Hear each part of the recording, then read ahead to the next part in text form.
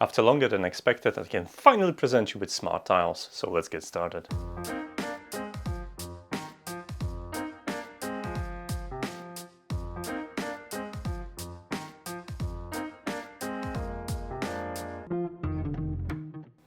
Hey guys, recently I'm not so impressed with where Android development is going in terms of customizations.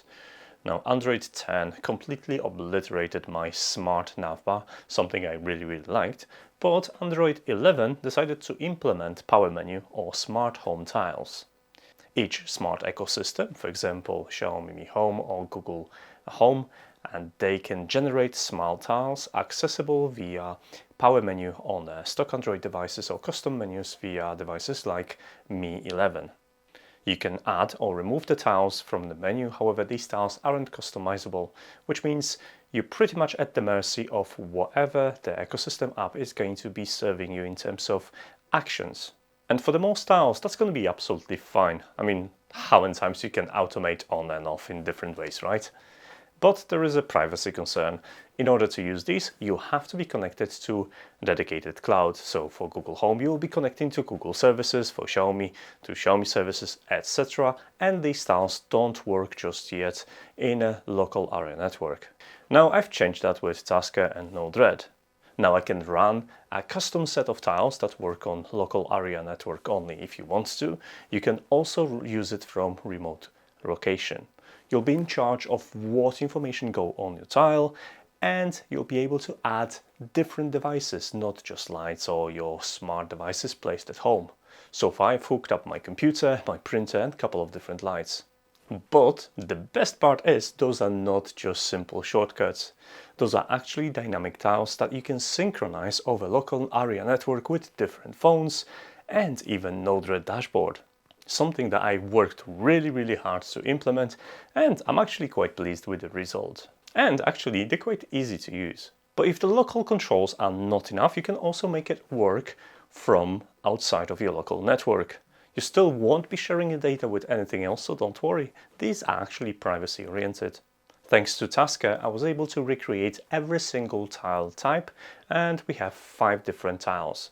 First is the button. Button works like a shortcut. When pressed, it will issue a command, and you can do something with this command. Second tile type, it's a toggle with ability to display whether the device is on or off, and it's perfect for devices like smart plugs or simple lights that don't have brightness controls. Third tile type, it's a range, and it's probably perfect for devices like roll shutters or maybe some lights. However, you have to bear in mind that this range tile don't actually have a toggle control. There's another tile for that, which is range toggle. Apart from range, which is perfect for brightness changes or maybe color temperature changes, toggle range also includes the toggle, so you can turn the device on or off. And lastly, there's a fifth one called, well, by me, no action, which means you can't really action it, but the tile will display information. Tasker will allow you to modify that tile, however it comes with certain limitations. First of all, you will be able to add or delete the tiles, but you won't be able automatically add them into an active tile roster.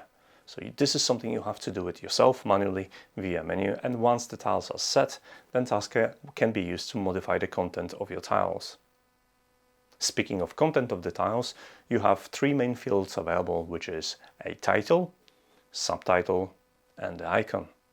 Title is limited to 17 characters, subtitle to 8, and icon can be anything from PNG to a picture, which is quite handy if you want to display high-resolution small icons for your toggles.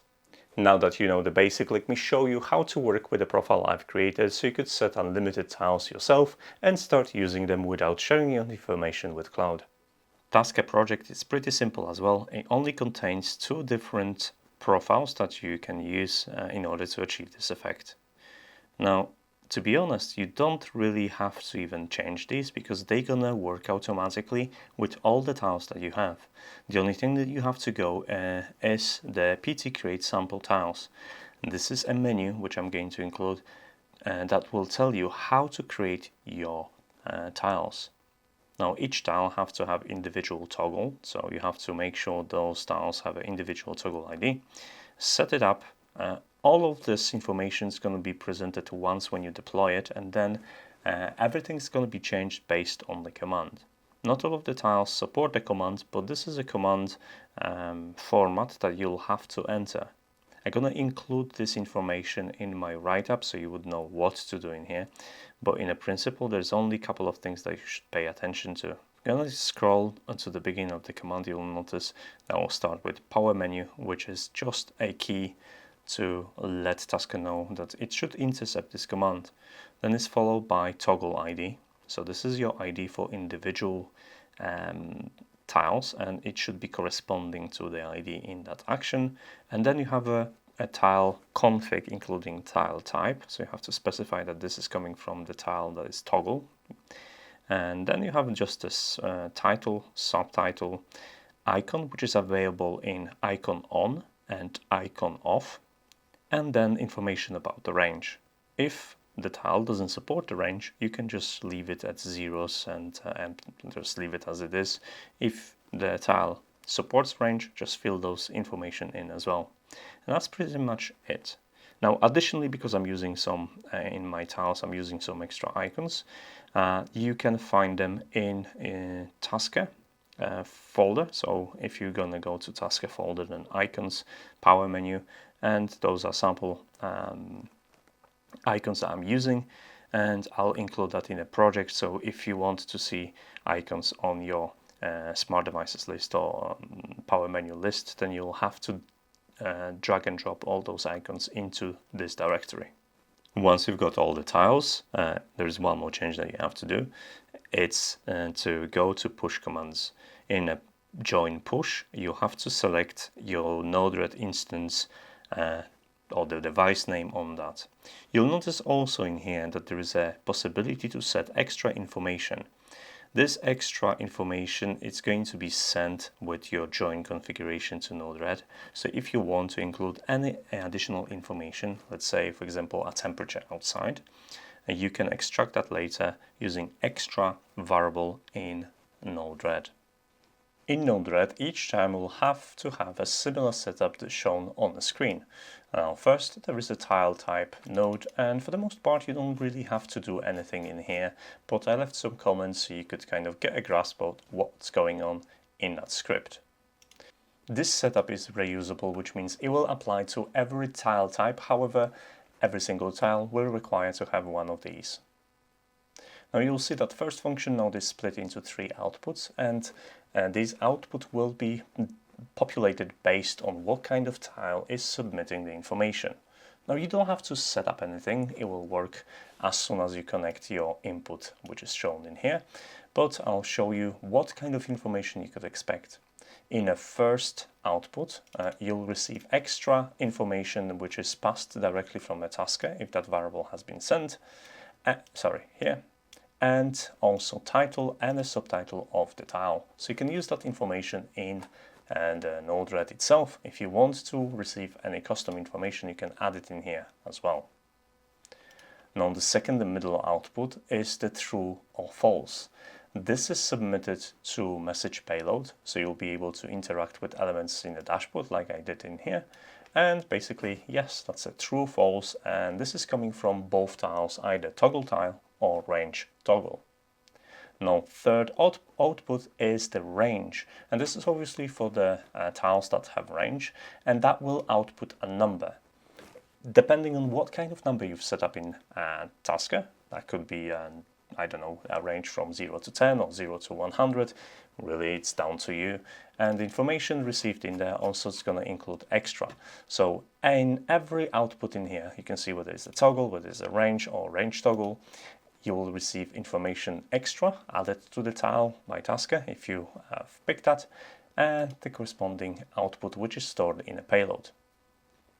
There is a bit of setup, however, when you're using prep response.